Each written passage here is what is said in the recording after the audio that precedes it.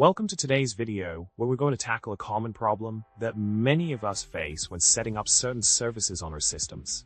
The problem revolves around the fact that even if the network comes online after a certain amount of time, our service may not have access to it if it doesn't wait for the network to be fully available. It's a frustrating issue that can cause headache for many users, but fear not, we have a solution at hand that can help alleviate this issue. The solution to our problem lies in adding two crucial lines to the unit section of our configuration.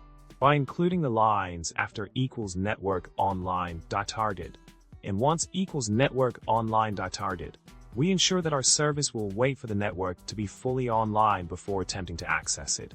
This simple addition can make a world of difference in ensuring that our service has the connectivity it needs to function properly. So remember, when facing network-related issues with your services, always check the unit section and make sure you're waiting for the network to come online before proceeding. In summary, we've discussed the common problem many users face when setting up services that require network connectivity. By adding the lines after equals network online.target and once equals network online.target to the unit section of our configuration, we can ensure that our service waits for the network to be fully available before attempting to access it.